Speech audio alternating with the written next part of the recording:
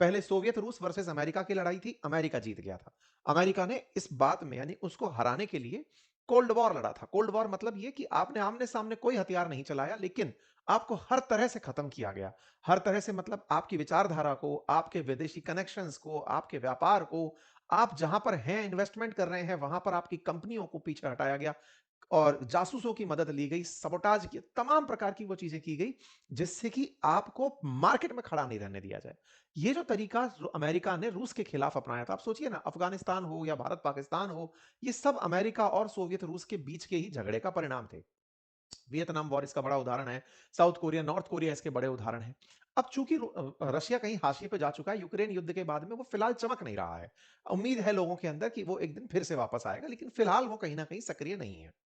ऐसे में अमेरिका ने अपना प्रतिद्वंदी चाइना को बना रखा है और चाइना को तोड़ने के लिए वो हर संभव प्रयास कर रहा है। तोड़ने के लिए चाहे उसके वैज्ञानिक हो, चाहे उसके सामरिक ठिकाने हो, व्यापारिक दृष्टिकोण हो, उसके इन्वेस्टमेंट हो, उन सब पर एक एक करके अमेरिका वार करने लग रहा है। इसी क्रम में खबर निकलती है कि अमेरिका ने चाइना के एक जनरल लेवल के अधिकारी को, जो सेना में इतना बड़ा व्यक्ति था कि शी जिनपिंग के बाद दूसरे नंबर पर आता था। सेना में शी जिनपिंग क्या कर रहे हैं? राष्ट्रपति जो होता है वो सेना का हमेशा कमांडर इन चीफ होता है। ऐसे में राष्ट्रपति के जस्ट निचले स्तर पर आने वाला व्यक्ति, जो कि शी जिनपिंग की सबसे बड़ी ताकत माना जाता था, कहा जाता था कि शी जिनपिंग को तीसरी बार राष्ट्रपति बनवाने में उस व्यक्ति का बड़ा योगदान था। उस व्यक्ति को फिलहाल अचानक गायब कर दिया गया है। अच्छा, चाइना में ये बड़ा सिस्टम है कि अगर कोई व्यक्ति चाइनीज सरकार के लिए खतरा बन रहा है, तो इनकी गुप्तचर एजेंसीज खुद के अंदर इतना प्रोटोकॉल फॉलो करती हैं कि रातों रात उस व्यक्ति को गायब कर दिया जाएगा। और खबर बनती है, जांग युक्शिया नाम इसका था, purge of China's top general leaves military in crisis. और ये खबर निकाली एक अमेरिकी अखबार वॉल स्ट्रीट जर्नल ने, कहा कि चाइना के टॉप जनरल अक्यूज हैं चाइना के न्यूक्लियर सीक्रेट अमेरिका को देने के। अर्थात चाइना ने यह जानकारी जब पाई कि उसके टॉप जनरल ने अमेरिका को सीक्रेट्स बेच दिए हैं, न्यूक्लियर सीक्रेट्स बेच दिए हैं। अब आपके दिमाग में दो बड़े प्रश्न आएंगे। पहला, अमेरिका के पास तो न्यूक्लियर बॉम्ब है, कौन से सीक्रेट बेच दिए? दूसरा, चाइना बहुत लंबे समय से न्यूक्लियर का कैपेबल राष्ट्र है, अमेरिका को चाइना का तो न्यूक्लियर बॉम्ब नहीं चाहिए होगा। तो आपके दिमाग में फिर आंसर आएगा कि यार न्यूक्लियर बॉम्ब का सीक्रेट नहीं चाहिए होगा तो कम से कम कोई लोकेशन ही पूछ रहा हो। हाँ, तो ये बड़ा पॉइंट हो सकता है। तो आइए उसी के अराउंड इस कहानी को आगे बढ़ाते हैं। खबर बनकर आती है कि चीन में चाइना के राष्ट्रपति के जस्ट नीचे पद पर आसीन व्यक्ति, इसका नाम बड़ा टेढ़ा मेढ़ा सा है भाई, कहां चला गया? हाँ, जांग युक्शिया। जांग युक्शिया जो हैं, ये हटा दिए गए हैं। ये इनकी तस्वीर है। उम्र में 75 साल के थे ये और लंबे समय से 5 दशक से अधिक समय से ये सेना के लिए काम कर रहे थे। चाइना ने वैसे तो खैर बहुत ही कम युद्ध लड़े हैं, लेकिन कहते हैं कि वियतनाम के नाम पर कोई वॉर लड़ी थी, उसमें भी इन्होंने युद्ध में पार्टिसिपेट किया था।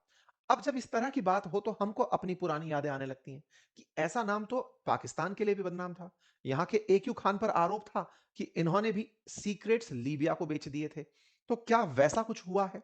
तो मैं आपको इतिहास में और पीछे लेकर चलता हूं कि पाकिस्तान के पास न्यूक्लियर वेपन की कहानी में भी चाइना इन्वॉल्व होता है 1983 में, कि चाइना ने ही इनको भी न्यूक्लियर सीक्रेट्स दिए थे।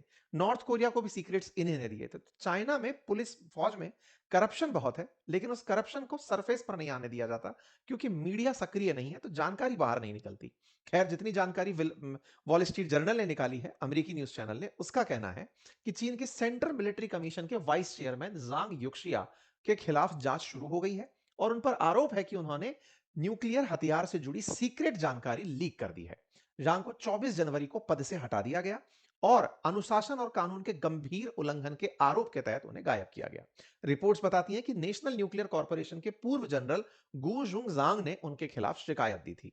यह खबर निकलकर 25 जनवरी 2026 को वॉल स्ट्रीट जर्नल, जो एक अमेरिकी अखबार है, उसमें एक्सक्लूसिव रूप से प्रकाशित होती है कि उन्होंने न्यूक्लियर सीक्रेट्स अमेरिका को दे दिए थे।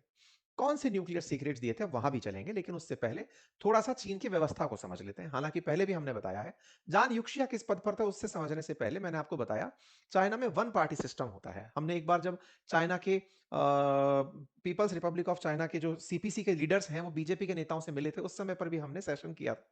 उसी क्रोनोलॉजी में समझिए कि वन पार्टी सिस्टम में चाइना में इस तरह से होता है, टॉप पर जनरल सेक्रेटरी होता है। प्रेसिडेंट जो पद है असल में यहाँ के चेयरमैन की तरह है, जनरल सेक्रेटरी की तरह, वो एक पार्टी का चेयरमैन होता है। तो चाइना में शी जिनपिंग जनरल सेक्रेटरी हैं और उनके नीचे पोलित ब्यूरो स्टैंडिंग कमेटी होती है, जिसमें 7 मेंबर होते हैं।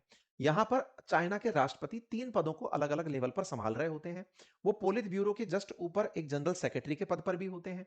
वो सेना के चेयरमैन भी कहलाते हैं, सेंट्रल मिलिट्री कमीशन के, और साथ ही वो प्रेसिडेंट होते हैं रिप्रेजेंट ग्लोबली करने के लिए चाइना को। तो शी जिनपिंग 3 पद से पहचाने जाते हैं। दुनिया के लिए वो प्रेसिडेंट हैं, पार्टी के लिए वो जनरल सेक्रेटरी हैं और सेना के लिए वो चेयरमैन हैं। जनरल सेक्रेटरी, चेयरमैन और प्रेसिडेंट, ये तीनों पद शी जिनपिंग के हैं। ऐसे में चेयरमैन सेंट्रल मिलिट्री कमीशन के अगर ये हैं, तो वाइस चेयरमैन मतलब इनके अधीन में peoples liberal army, liberation army और पीपल्स आर्म्ड पुलिस दोनों आती हैं। चेयरमैन के जस्ट नीचे वाइस चेयरमैन का पद, और उस वाइस चेयरमैन पर पद पर ये युंगशिया करके जो व्यक्ति हैं ये थे। इनको आप ऐसे देख सकते हैं कि ये चेयरमैन है और ये इनके साथ में वाइस चेयरमैन है। तस्वीर में गोले में आपको दिखाई दे रहे हैं। कितने प्रभावशाली थे, आप इन्हें इंटरनेशनली देख सकते हैं, पुतिन के साथ देख सकते हैं, सुलिवान जो कि अमेरिकी एनएसए हैं उनके साथ देख सकते हैं। अर्थात शी जिनपिंग के बाद अगर किसी व्यक्ति से मिला जाता था, उनमें से ये एक थे, सेना को रिप्रेजेंट करते थे। ठीक है। आसिम मुनीर के साथ भी आप इन्हें पिछले 1 साल पहले की तस्वीर में देख सकते हैं, जब इन्होंने टेररिज्म को लेकर के बेल्ट एंड रोड इनिशिएटिव पर एग्रीमेंट साइन किया था। मतलब ये वो व्यक्ति था जो कि सेना को रिप्रेजेंट कर रहा था इंटरनेशनली। अगर आप चाइना के मिलिट्री कमीशन को देखें, तो शी जिनपिंग अगर चेयरमैन है, तो ये वाइस चेयरमैन जांग युंगशिया और दूसरे जांग शेंगमिन थे। शेंगमिन को प्रमोट किया गया था फिलहाल मेंबर से, लेकिन जान युंगशिया चाइना में लंबे समय से काम कर रहे थे और ये पीपल्स लिबरेशन जो आर्मी है, यानी चीन की जो सेना है, उसके बड़े फैसले लेने के लिए जाने जाते थे। और कहा जाता है कि कम्युनिस्ट पार्टी की बैठकों में शी जिनपिंग के बिहाफ पर बड़े फैसले लेने के लिए जाने जाते थे। 1968 से सक्रिय पीएलए के अंदर इन्हें बताया गया, और ये कहा जाता है कि इन्होंने काफी ज्यादा चाइना को वॉर में आगे ले जाने के लिए, चाइनीज सेना को किस तरह से युद्ध फ्रेंडली बनाया जाए, उसके लिए लंबे समय से काम कर रहे थे। 75 साल के फिलहाल थे। तो 24 जनवरी 2026 को खबर कैसे बाहर आई? वॉल स्ट्रीट जर्नल में ये खबर बाद में निकलती, उससे पहले एक खबर और आई, और वो ये थी कि 2 सीनियर मिलिट्री ऑफिशियल हैं चाइना के, जिन पर इन्वेस्टिगेशन चल रहा है कम्युनिस्ट पार्टी के डिसिप्लिन को तोड़ने का। पार्टी के डिसिप्लिन को तोड़ने का सीनियर मिलिट्री ऑफिशियल्स पर जो चल रहा है, उसमें से ये आदमी निकल कर आए कि सुनो भाई, पार्टी में कानून और अनुशासन के उल्लंघन के नाम पर जो व्यक्ति है ना, असल में वो जांग है, जिस पर आरोप है कि उसने सेना में भ्रष्टाचार किया है। अब भ्रष्टाचार किया है तो सेना के अंदर भ्रष्टाचार कैसा हो सकता है? दो तरह का हो सकता है, माल की खरीद फरोख्त को लेकर के कुछ गड़बड़ कर दी हो, या फिर उसने कोई ऐसी बड़ी जानकारी बाहर बेच दी हो। ये खबर निकल कर आई एक पहले से आरोपी जो जनरल थे उसके द्वारा। उसने शिकायत में कहा कि मैं नहीं, वो व्यक्ति है जिसने सारे सीक्रेट्स बेचे हैं।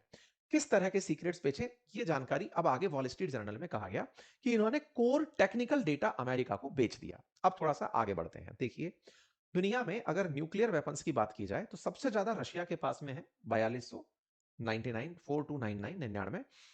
यूनाइटेड स्टेट्स के पास 3700, चाइना के पास 600। लेकिन ये डेटा पुराना है, 2025 का अकॉर्डिंग ये एस्टिमेशन है।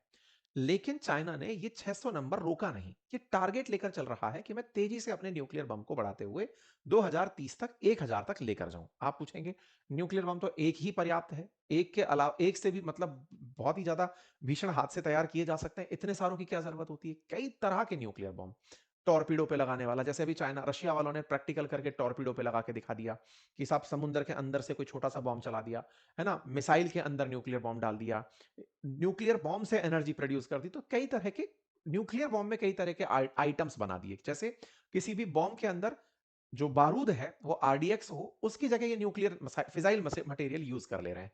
कुछ इस तरीके से ये अपने न्यूक्लियर मटेरियल को यूज करते हुए इनोवेशन करते चले जा रहे हैं, और इन्होंने प्रॉपर तरीके से अपने यहां पर न्यूक्लियर ट्रायड तैयार कर लिया है, चाहे लैंड हो, सी हो, एयर हो, हर तरफ से ये न्यूक्लियर वो फेंकने के लिए, बम फेंकने के लिए फिजिबल हो गए हैं। ठीक है।